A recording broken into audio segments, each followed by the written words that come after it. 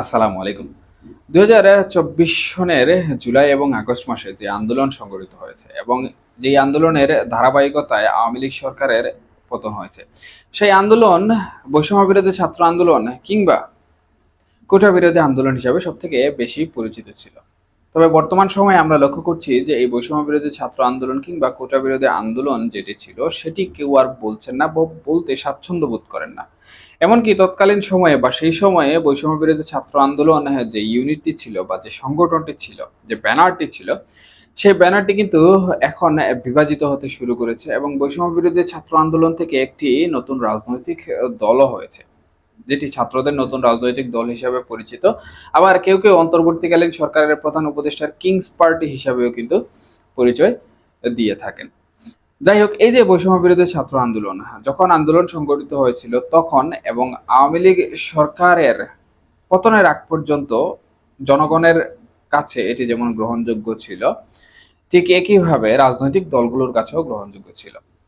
কিন্তু আওয়ামী লীগ সরকারের পতনের পর যখন এই বৈষম্য বিরোধী ছাত্র আন্দোলনকে একটি নির্দিষ্ট শ্রেণী স্বৈরাচার বিরোধী আন্দোলন হিসাবে প্রমাণ করার জন্য উঠে পড়ে লাগলো এবং বিপ্লবী হিসাবে নিজেদের চিহ্নিত করতে শুরু করলো, তখনই কিন্তু এই ব্যানারটির মধ্যে ফাটল লক্ষ্য করা গেল।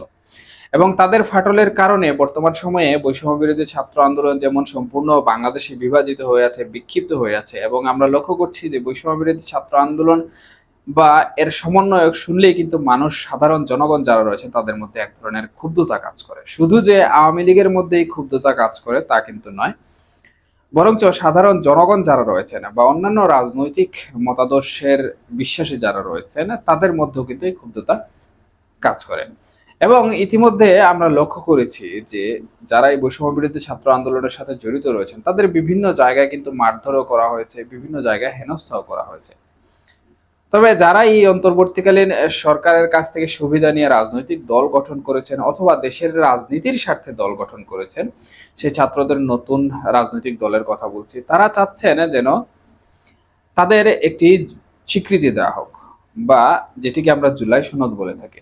কিন্তু এই জুলাই সনদকে ঘিরে বাংলাদেশের মধ্যে, বাংলাদেশের সাধারণ মানুষদের মধ্যে বা রাজনৈতিক দলগুলোর মধ্যে বিভিন্ন ধরনের কথাবার্তা শোনা যায়, বিভিন্ন ধরনের গুঞ্জনও কিন্তু শোনা যায়। কেউ কেউ বর্তমান সময়ে এসে বলছেন এই জুলাই সনদ যদি ঘোষণা করা হয় তাহলে বাংলাদেশের যে সংবিধান রয়েছে সেই সংবিধান বাতিল হয়ে যাবে।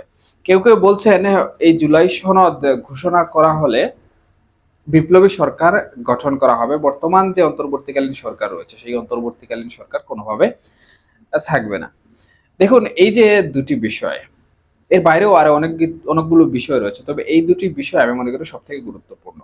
বর্তমান যে সময়, সেই সময়ে আমি মনে করি যে একটি বিপ্লবী সরকার গঠন করা অত্যন্ত কঠিন একটি বিষয়, এবং একটি সরকার গঠন করতে গেলে যেমন রাজনৈতিক দলগুলোর মতামতের প্রয়োজন, ঠিক একইভাবে বাংলাদেশের বর্তমান দায়িত্বে যারা রয়েছেন, আমি এখানে অবশ্যই সেনাবাহিনীর কথা বলবো এবং সেনাপ্রধানের কথা বলবো, পাশাপাশি যারা দায়িত্বশীল বর্তমানে রয়েছেন, যেহেতু দেশে একটি সরকার রয়েছে, সুতরাং এদের কথার গ্রহণযোগ্যতা রয়েছে। এদের কথার অবাধ্য হয়ে আমি মনে করি না যে বিপ্লবী সরকার গঠন করতে পারবে বর্তমানে ছাত্রদের এই রাজনৈতিক দল। এবং তারাও কিন্তু বর্তমানে এখন আর বিপ্লবী হিসাবে পরিচিত নেই, কিংবা এই যে বৈষম্য বিরোধী ছাত্র আন্দোলনের কথা বললাম সেই ব্যানারে নেই, তারাও একটি নির্দিষ্ট রাজনৈতিক দলে চলে এসেছে। এবং একটি রাজনৈতিক দল কোনোভাবেই কিন্তু একটি বিপ্লবী সরকার গঠন করতে পারে না। সেই হিসাবে এই জুলাই সনদ যেটি হবে সেটি, আমি যতটুকু মনে করছি বা আমার যতটুকু ধ্যান ধারণা রয়েছে সেখান থেকে আমি বলছি যে এটি সাধারণত একটি স্বীকৃতি। তাদের এই আন্দোলন যে করেছে কিংবা এই আন্দোলনের মাধ্যমে একটি সরকারের পতন ঘটিয়েছে, যেই সরকারের উপর নানা ধরনের তকমা রয়েছে বা যেই রাজনৈতিক দলের উপর নানা ধরনের তকমা রয়েছে, বিশেষ করে ফ্যাসিবাদ, স্বৈরাচারী সরকার। সুতরাং এই যে একটি অবসান ঘটানো হলো, সেই অবসানের একটি স্বীকৃতি স্বরূপ তারাই জুলাই সনদ চাচ্ছে।